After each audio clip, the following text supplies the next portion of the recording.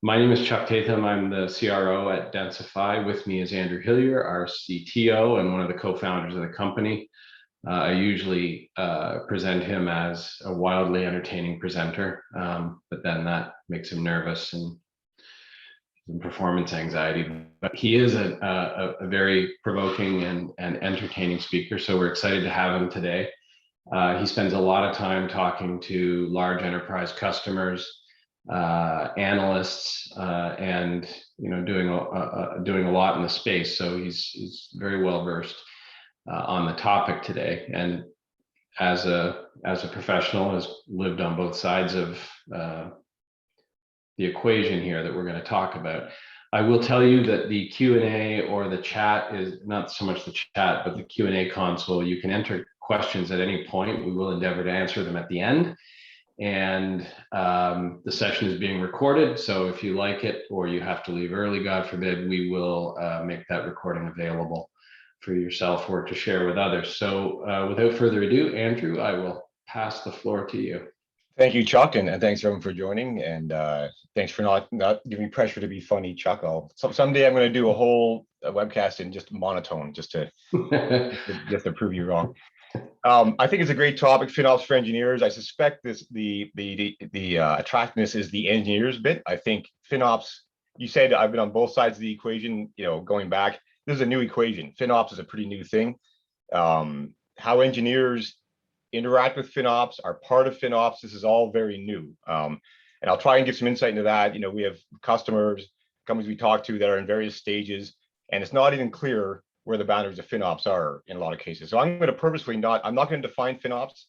I think there's websites that do that. I'm going to talk about the engineering side of what needs to happen to make FinOps successful. And again, we can talk a bit about how it all comes together and what we're seeing, and the mandate of FinOps, but really it's about drawing that balance, of making sure that you're saving money, but things work. And that's really the tension that we need to navigate when trying to do cloud and containers effectively, because it can get very expensive. But again, you don't want to cut costs to the point where it doesn't work. So I'd like to launch with this slide. It's just kind of it's been way back and looking at the industry, and we're kind of going through we're going through a transition. Virtual has been around for a decade or two, to cloud to containers. And what's happening in our view is that the number of moving parts is going up, the complexity is going up. We've kind of got our head wrapped around virtual environments, but I'll talk a bit about containers. There's many more containers. Typically, they can be transient. They have all kinds of stuff going on, and from a management perspective, there's a lot of focus in the virtual world on where to put VMs, how to allocate resources to them, how to plan what's coming, how to buy servers months ahead when needing them. And of course, then you shift over to cloud, it's quite different. It's more about what catalog entries should I be buying? How do I make this thing flex up and down? Obviously, you want elasticity in the cloud. And what we call micro purchasing, where people can buy things in very small quantities. Even very junior people can buy things in very small quantities, which really changes the equation. It really decentralizes the decision-making process, because you can end up with a huge cloud bill that was caused by 1,000 pinpricks. Containers, again, they amplify that further. We have even more decentralized decision-making, even more granular resources. There's different structures, pods, replica sets, all kinds of complicated things, and they all run on nodes, which are either cloud or virtual or bare metal. So they interact with these other left side of this diagram, and this gets pretty complicated. And I'll touch on some of these things. We've done different webcasts on different parts of this, but from a management perspective, what we've seen is that the capacity management became a very mature discipline in virtual environments. We have a lot of customers that do very, very powerful demand planning and optimization, but there was a bit of a gap from a resource perspective when cloud came in, because people tend to focus on the bill. You get this highly granular bill you've never had before, and if that bill is high, you want to try and bring it down. And there was a big focus on that, but we feel that the pendulum swung too far, and there needs to be a kind of a look back at the resources themselves, not just the bill, but what you're buying. So there's the how you're buying it, and then the what you're buying. And I'll cover this in some detail as we go further to the right. You can't just let the resources run and set and forget as you move to the right and look at the bill. You need to get your hands dirty in the resources themselves. So we kind of feel like there was a bit of a a gap that formed when cloud came in and containers running in cloud as well, that we see starting to get filled in again, but it's different than the left-hand side. It's not the same capacity management that you would do in an on-prem environment. And as you go to the right as well, automation becomes very important. You can get away with doing things manually in larger or in smaller quantities, but as you get thousands or tens of thousands of things out there, humans can't survive. We've seen people put spelling mistakes in Terraform files. You just can't do it that way. You need to kind of automate, and that's an important part of this whole equation as well. And I'll throw a couple of surveys up from the FinOps Foundation. They did a survey and found that the need for automation was one of the biggest challenges. That there's very little automation going on in general or right sizing. And I think that everyone agrees probably as we mature, we need to kind of bring that up because again, we don't want to be doing things manually. It's a waste of people's time and it's inaccurate. So I'll try and speak to this as well as we go. But let's look at this a little bit differently. Let's look at it from a cost perspective. So we like to view cost kind of like a pyramid, and from a resource optimization perspective, it's important to view it this way: that at the top of the pyramid, there is a kind of the focus on the billing and procurement. I get a bill, it's got all these line items, and at the bottom of this is kind of the resources themselves, the what I'm buying. And so we've seen a lot of products and a lot of teams focus on understanding the bill, slicing and dicing, chargebacks, anomalies in the bill, and then ultimately maybe buying RIs or saving plans to get a cheaper price. But that's kind of from a financial angle, a great place to focus. But you start to hit a wall where you can't go any further from a financial perspective, because to go to the bottom part, you need to focus on the actual resources themselves. Am I buying the right families? Do I need memory optimized or CPU optimized, or are my containers configured correctly? And so as you go deeper into this, you start to get further away from what a finance person can actually do, because they're not involved in the actual deployment of the resources. Things like, how do I make changes to a running environment? The approval processes. Do I have APIs? The deployment pipeline. All these things become critical, and that's more on the engineering side and on the app owner side. And I'll kind of lump those two things together for a lot of this webcast, but or those two roles together. But I think this is central to the topic today. That if you're talking about a FinOps angle, and if finance is important, how much you're spending, then this whole pyramid is important. But as we go below that line, we need to think about it quite differently, and that's where the engineering side comes in very heavily. Now, I was on with one of our customers a week or two ago, and the head of the FinOps team, who actually it was a new team at this, it's a big bank, but came from a finance background, and he kind of said, really, he's put it very well. He says, really P times Q, price times quantity. Your cost is price times quantity. It's a great way to look at this pyramid. The top is the price, the bottom is the quantity, and you can affect the price all you want by buying discounts and prepaying, but eventually you'll run out of opportunity and the quantity becomes important, how much you're buying. And so I'll use those terms in here because I think it's a great way to capture this. And the P is a finance thing, the Q is an engineering thing in our view. So the real challenge here, though, is that when we look at our customers that have FinOps teams, either most of them are obviously pretty new, but some are newer than others. There's obviously a focus on financial management. That's the mandate of FinOps. But we see a lot of those teams don't necessarily go below that line. And this is very fluid. The team I was talking to, their mandate is to go below that line. But generally find that they stop at the financial side, and the DevOps teams come up from the bottom. They obviously control the pipeline, but neither of these teams currently really tackles this middle area. So again, the FinOps people aren't out reconfiguring, running cloud instances or container instances, and the DevOps people are very busy deploying new apps. They have a lot of pressure to get functionality out, so they don't spend all their time, looking at all the stuff that's already running and changing it and fixing it. So we feel like that function would have been done in the past by capacity management teams. It's kind of not being done right now in a lot of organizations. So we find there's a bit of a gap, and so we used the phrase capacity operations. You might have seen it in the abstract, or CapOps. Some of our customers call it capacity 2.0.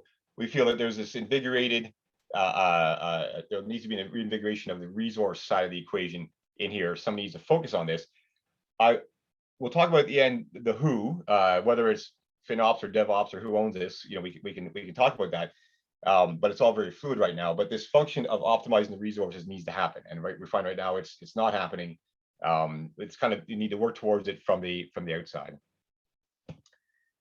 So that leads to our first poll. I think the poll is container specific, but it's kind of a general question: is who's responsible for optimizing these resources? And we'll talk about containers because they are kind of the real indicator. Containers, we find at the acid test is it a capacity team? For containers on-prem, we do find capacity teams are involved. Is it a newer FinOps group? Is it a DevOps team? Somebody else? Nobody? You just watch the answers fill in here. We have asked this question at the start of a lot of our webcasts, so it'd be interesting to contrast the answers that we see. But looking at it so far, it looks like we do see a mix, with DevOps being the highest one. Now, DevOps definitely sets the value. So when you're deploying a container, it would be DevOps that controls that value. And the question is whether DevOps is the one that's driving changing those values, or is there a financial team somewhere or somebody else, doing analytics to say what they should be. So it looks like for this, the attendees today, DevOps overwhelmingly is the considered who's responsible for optimizing resources in these environments. So that's interesting. That's I'm not sure. Okay, there we go. It looks like we're done. I'll just keep moving. I guess I'm not sure if I need to share the results or not. All right, I'll just keep on moving here. So let's go to another survey from the FinOps Foundation, which is very much in line with this, which is the unsolved pains. And they told everybody to pick your top 2 unsolved pains. And from a FinOps perspective, the answer was getting engineers to take action was the top answer. There's a whole bunch of other answers. We'll talk about these a bit later. But so, from a FinOps point of view, I'm looking at a very expensive cloud service. We want someone to fix it, but they're not fixing it. So that's interesting to contrast that with the poll, because everybody said that DevOps is actually responsible for fixing it. They were saying, well, how do we get them to fix it? Is kind of the position of somebody looking at the finance side of the equation. And let's break that down a bit and see what that looks like in practice. So we've got this deployment process where we have people writing code or deploying off-the-shelf software. It's going out through some deployment process into the running environments. And again, there's engineering involved in that. This is a very simple version of this. There could be platform engineering. There could be engineers in the lines of business. There's the app owners who could be very close to the engineers. They could be 2 different groups, but whatever happens, we're deploying apps. Somebody gets a bill. They say, oh my gosh, that's a big bill. And all they can really do is buy discounts on their own. The finance person, that's really, as I talked about in the pyramid, the extent of their control. There's kind of a chasm here between them and the engineers. And I tried to depict this as them being about as far apart as I could on the slide. They could be very far apart. And I want to talk about that for a second. In a capacity management team or in an on-prem world previously, there wouldn't be a big gap between the people who cared about how much you're buying, buying enough and not buying too much. So people on the left want to make sure they have enough. The people on the right want to make sure you don't have too much. And a lot of times in the past, that could be the same person or one hop away. I mean, if you're doing capacity management planning operation and you're planning server purchasing, inherently you're trying to make sure you don't buy too much, but you're going to make sure you buy enough. As we saw with the cloud, that starts to separate, where it might be somebody looking at the bill very different than someone deploying. Containers takes this even further apart, and I'll talk about that towards the end. In a container world, I might be deploying containers that run on EC2 instances in a scale group. Somebody's looking at the bill, they don't even know they're looking at containers. They don't even know what that thing is running. So there's a pretty big chasm, and a lot of times what we find is the only control finance has is to kind of lob chargeback reports across the chasm and hope somebody acts on them. Boy, your service is expensive. Can you fix it? And that's not really a recipe for success. There's all kinds of problems with that. But there's not, again, finance doesn't control what's being deployed. And so all they can do is focus on the P. The Q is coming from the left. And And from a finance perspective, from that poll, they're saying, well, why don't you fix this problem? Well, let's talk about why you don't fix a problem. So we do a lot of thinking about this because it's it's our bread and butter. Why people don't take action, and it's not why engineers don't take action. I would say engineers take tons of action. Engineers are all action. That's the bottom of the diagram. There's stuff happening all the time. It's why don't they take these particular actions? So if you tell them to please save money, why don't they do it? Or if you tell them to make something smaller, why don't they do it? And it's really, it really comes down to what the action is. And there are several things that we found that mean if you don't meet these requirements, you can't take the action. So the first one is the answer has to be right. So I can't just give you a non-specific thing saying, please make something smaller. Like, well, what, you want me to spend a month studying that to see what I should make it? Like you're not giving me a very specific answer. Or even if you give me a very specific answer, is it correct? You're telling me to make that smaller, but I can't because the smaller version doesn't have local storage. Did you think about that? So there's a lot of detail here that if you're have actions that aren't correct, from a FinOps perspective, if you're saying that's expensive, we need to make it cheaper. Well, you have to be pretty precise in what you do, and it has to be doable. And that's one of the biggest things we see is that somebody says, I can't do that. That's not right. The service won't work if I do that. So precision is important. Transparency is important. I'll talk a bit about this. So the people that own or have an interest in that thing working properly will probably not want you to mess with it unless they're absolutely sure it's going to work. And that's critical. And so when people push back and say, don't change the running service, it's because it's probably revenue generating and I don't want it to break. So those two things are highly related. It's got to be right. I need to make sure people are comfortable with it.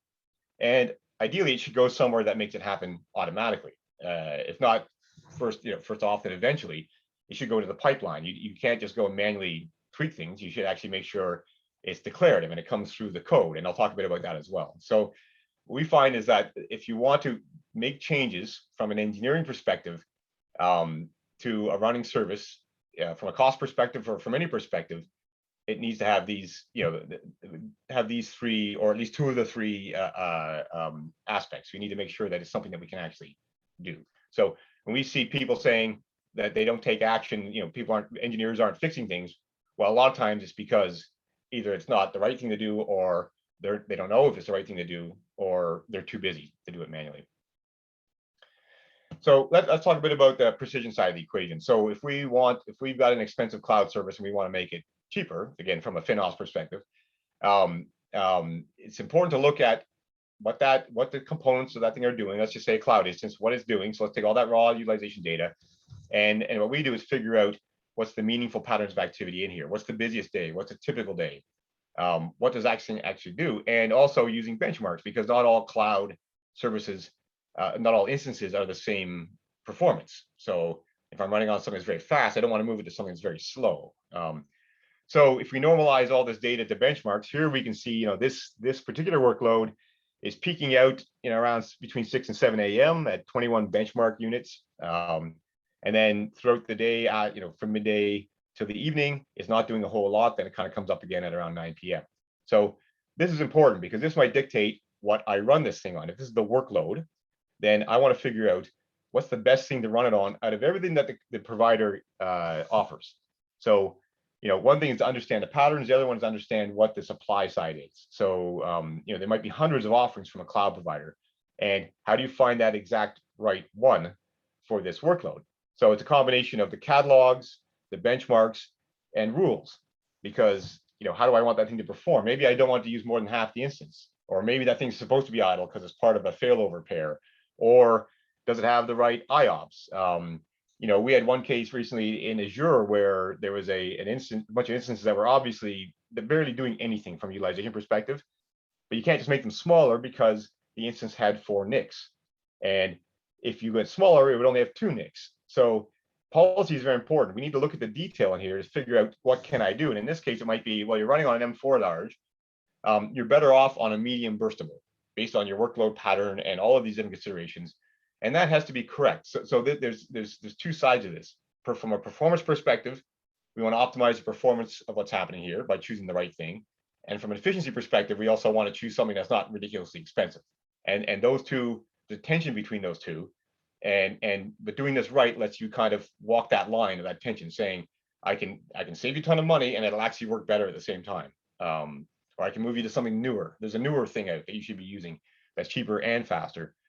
So from a cloud resource, when I talk about precision, it's very important to get that answer right. And then if we kind of extend that out and look at it from, who cares about what? If I have a bunch of cloud instances or database instances, there's a whole bunch of things we can do.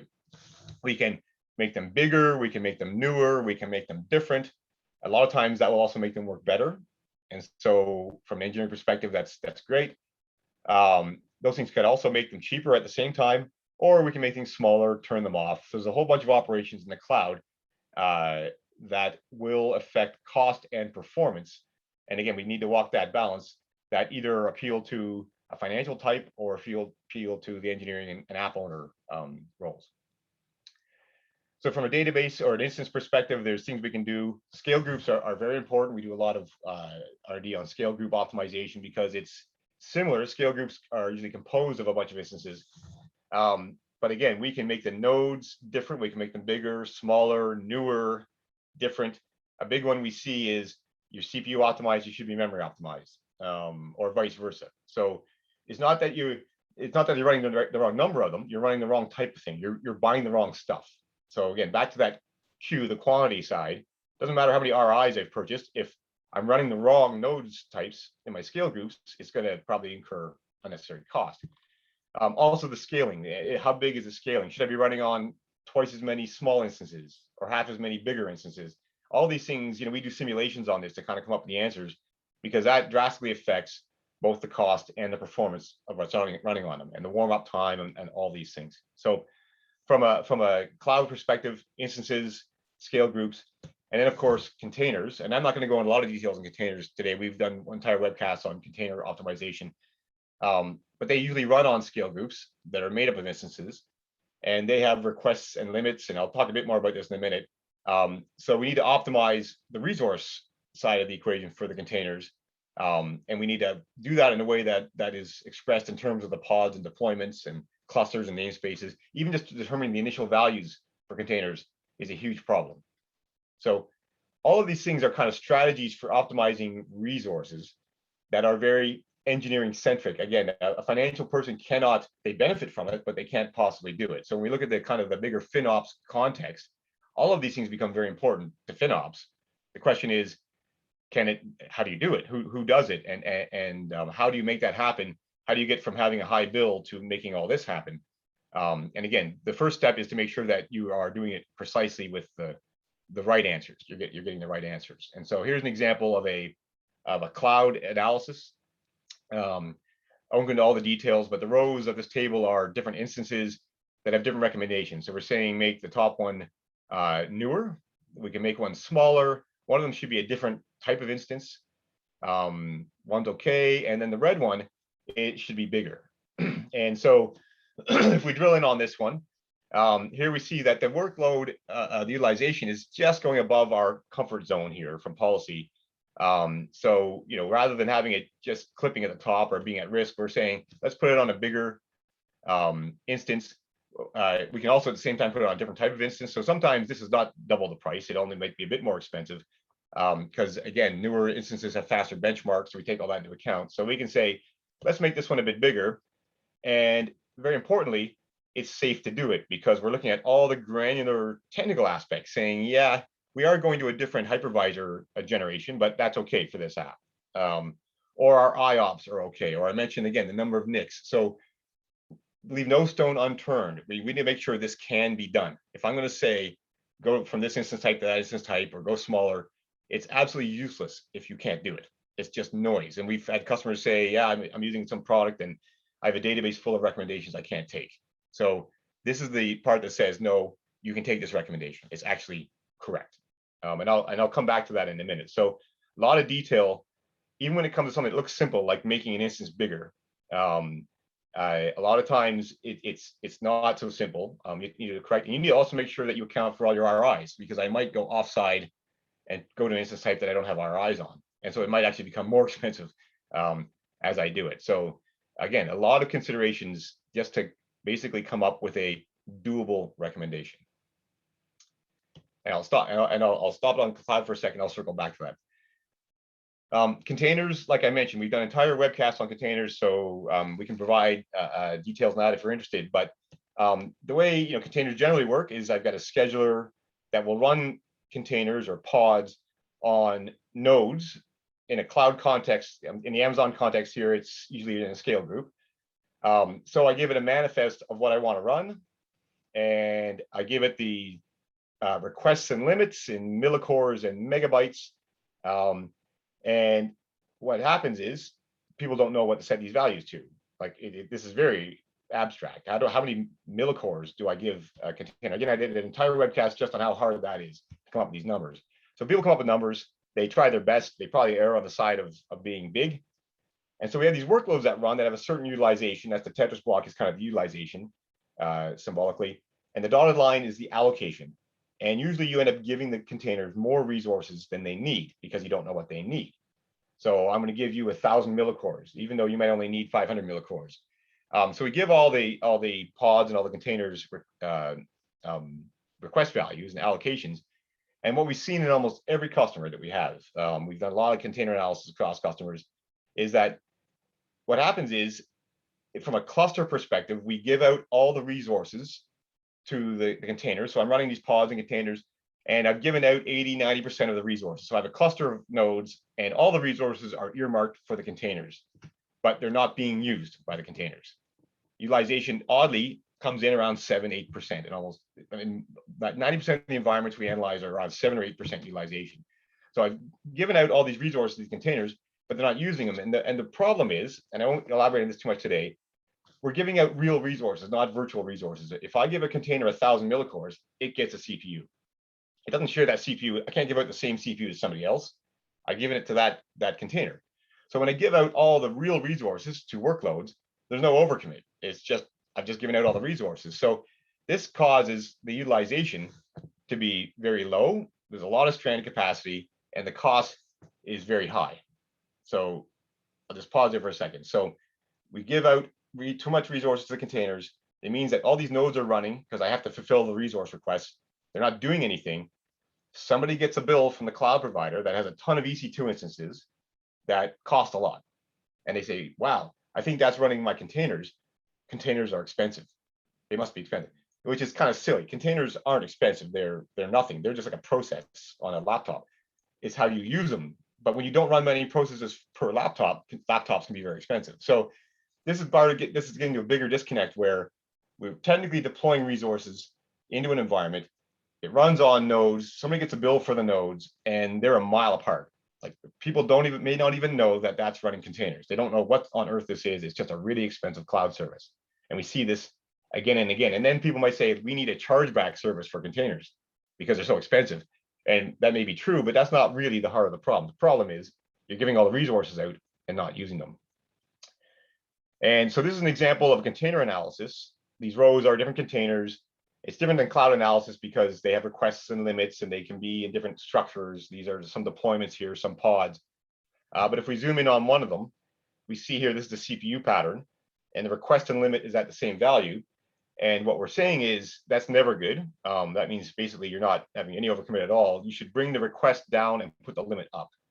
Bringing the yellow line down means other containers can also use those resources. And bringing the purple line up means we're not clipping you. We're not going to constrain the workload. So we see this all the time where these values are not set very well, because how can you set them very well without analytics? And that tends to cause the entire environment to kind of blow it out. And I'll just kind of sneak through these things here, where in this environment, just conservatively, we've got way more CPU and memory than we need in this environment. Again, theoretically speaking, we see probably 7 times more efficiency gain possible based on the utilization of these environments. So huge gains to be had in these container environments. This kind of gets to the heart of it and says we need to fix the resources because somebody's seeing a big bill somewhere down the line. And again, back to a FinOps perspective, looking at the finance side, it will not let you fix this problem. You're stuck with containers consuming resources that aren't being used. So, but that was fairly fast on containers. I know, but we didn't want to make containers the topic today. Like I said, we have other webcasts that go into lots of detail on containers. There's 2 other webcasts, in fact. But just back to the big picture here. So we've got this picture now, we've got this kind of engineering cycle, deployment, billing data coming out. So from what I just showed, what this means is, okay, let's take all this, get all the data from these environments, do some machine learning on it, analyze it, and come up with some very precise recommendations. Okay, we know exactly what to do to make this environment better, perform better, be cheaper, both, whatever our objectives are. So let's then go and change the environment to make it better.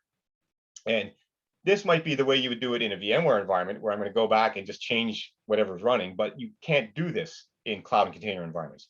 You can't poke and prod at the running instances. You have to do it through the tool chain. It's coming from source, from code, declarative. I can't just go and change it. It'll just change back to whatever the Terraform says. So we can't just go do it that way. We can't short circuit it. We need to do it properly through the tool chain. And probably more importantly, these people need to let it happen. And again, I think these people are probably some of the people on this call. I can't just go and start changing things in the environment. I need to have a very controlled process to make sure that they approve it. And then I have to have it happen. It's back to that precise and then transparent. They need to know what's going on. So we've developed over the years what we call app owner reports. And I think these are pretty critical. So when you have a recommendation, no matter how precise it is, it doesn't matter if somebody doesn't trust it or they don't know what it is. So we have reports that kind of say, here's the policy. Look, we looked at a year of your data, looking at the peak of the peaks of all this stuff, Black Friday. We're using conservative policy. We know that your HA looks like this, and we know that this is a safe answer. So the policy is the contract with the consumer to say, we know what you need, and this gives it to you. We know what your business cycle looks like. We know your typical, your busiest, your average, all that type of stuff. And we're predicting what it's going to look like using benchmarks on what we're recommending. So you should be fine. And of course, the financial impact, including ROI impact, all these things. So laying all this out is extremely important, because whoever owns that thing isn't going to let anything happen unless they trust it. And this is usually an attachment to a change ticket. We have some customers that fire them through Slack channels. Say, here, we're seeing some opportunity. Here's what it looks like. And then it can be consumed by the app team. So however it happens, this type of report for transparency is critical. We find it doesn't matter if you have the best answer on earth if people don't trust it. So that's kind of step one. That's that transparency part I was talking about. And then there's the integration side. So again, a lot of times these things that are running, in this case, a cloud instance is being stood up from CloudFormation or Terraform or whatever that is. And like I mentioned earlier, in the container example, people may not know what to put in these values. So let's say we have an M4 large.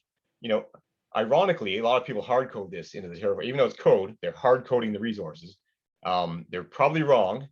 And then I might say, well, who cares if an M4 large? Maybe who cares if that could be a medium? A large is only 12 cents an hour. But if you have thousands of them, that adds up in a hurry. So it doesn't, one line in one file can be wrong and people think, yeah, whatever.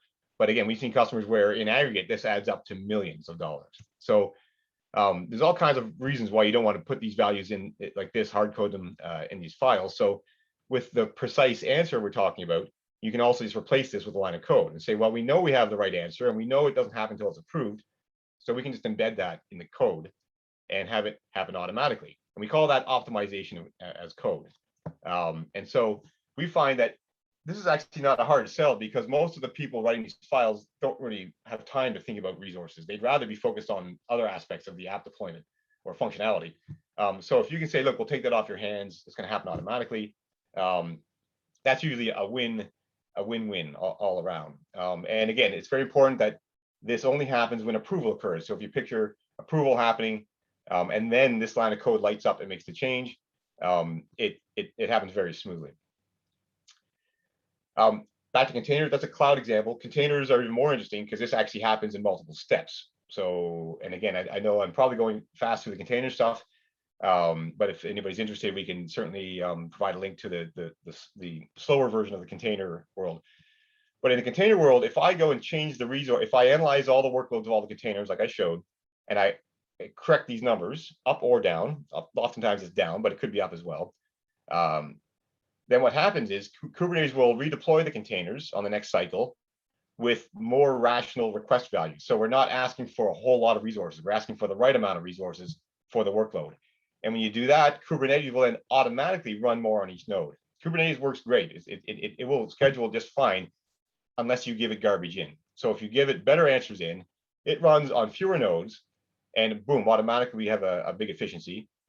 Then what happens next is, well, then the analysis will say, well, the nodes are actually wrong. I don't need that many CPUs. I can be running on a smaller memory optimized instance, save another 30 or 40%. So we optimize the containers, and then the nodes will follow, because we can be running, it's almost like buying different types of servers because the workloads look different. So I can just dynamically start buying different nodes in the cloud, and we see this a lot, and save a ton of money. So those two combined are huge. And I want to stress, we're getting very far from what a financial person can do here. This is a huge financial benefit that is in no way possible for a financial person to do. Again, a financial person in isolation. It needs to be done through engineering, which again, I think is why there's good response to this webcast topic, because even if people, if FinOps is important and cost saving is important, this is how it needs to happen. It's all about engineers. Quickly, here's a customer example of exactly this. This customer is going to do a case study for us on this, and I'll just build the whole thing out. Where in this case, OpenShift deployment pipeline, they just use Python to go grab the correct values when they do their image build, and then it deploys, and it just happens automatically. And so this is a very much an engineering initiative that I think saved them about 50% on infrastructure. It was huge. So from a financial side, this is probably the biggest thing you could do, again, and it can't be done by a finance person. So and there's a link to the case study on our website.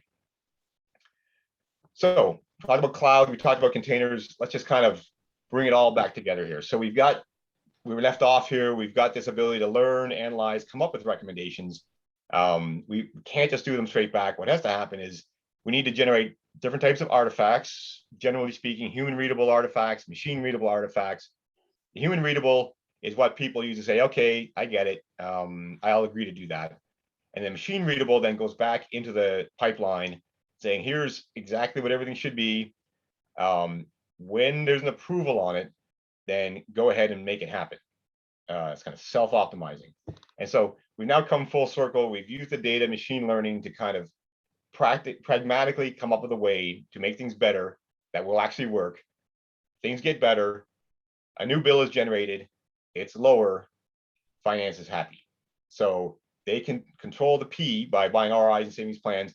The Q just changed. And that's the other side of the equation. So it's almost like a spiral here. And that's again, I think the engineering side of the equation is what makes the financial side work. And if I just close off going back to this pain points, clearly, this is this helps take action. And again, the getting engineers to take action is a kind of a silly thing. The engineers are taking action all the time. This makes these particular actions doable. But also, if you look at this list, it also solves this problem, aligning the procurement and tech teams. That now there's actually something linking the two together, these analytics. Obviously, waste is reduced, container costs go down. Again, container costs are a tricky thing because people may not even know what's causing the container cost when they see the bill.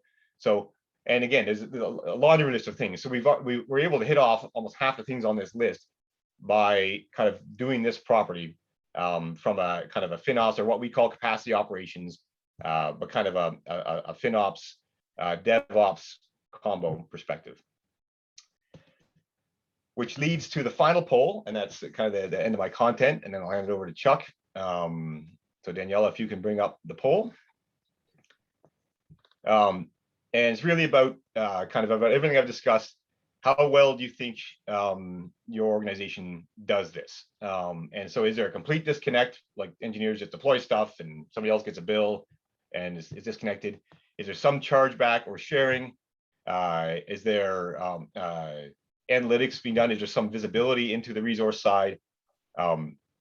Analysis driving manual action, and then full continuous optimization, collaboration, kind of that last slide I showed where everything's happening continuously and in synchronous harmony.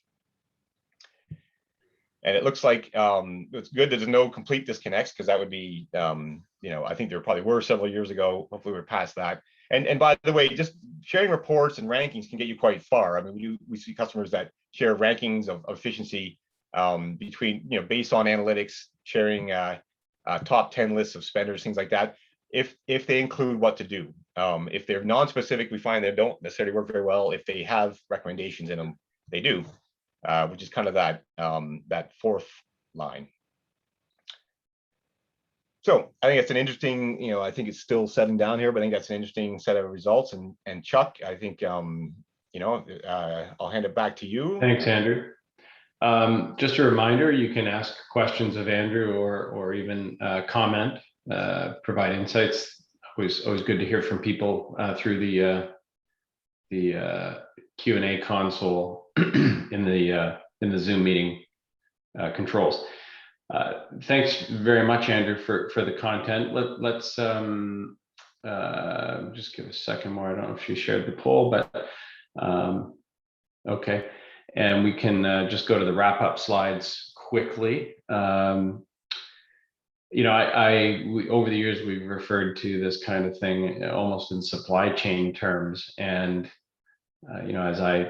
as I like to say, you look in business at any expensive, which IT infrastructure is very expensive, supply chain, you will eventually find this kind of continuous optimization or integrated ways of operating. So it's good to see it presented in those terms. Can you go to the next slide, Andrew? Certainly.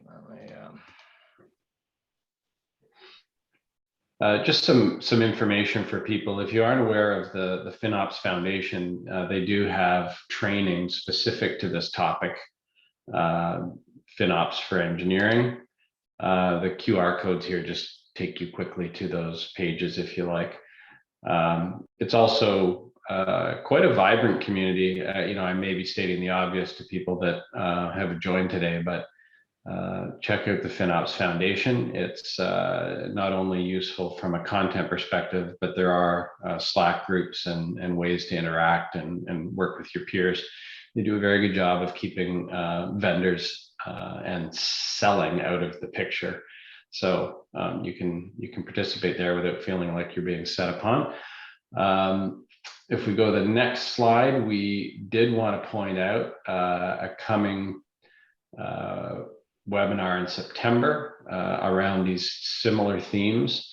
One of the topics we're starting to see is the combination of FinOps technologies and more finance-oriented tooling combined with the likes of what Densify does in a very complementary way versus viewing them as sort of a one or other choice. So we encourage you to sign up for that webinar, and it is available on our website to sign up. So just in the interest of, we said we'd be 45 minutes. We were just a minute over. People saying they love the session, no questions. So I think we will leave it at that and thank everyone for attending and get you back to your day. We will send the recording out as it becomes available. It usually takes about 24 hours to make that available. Thank you all. Thank you, Andrew. Enjoy the rest of your day.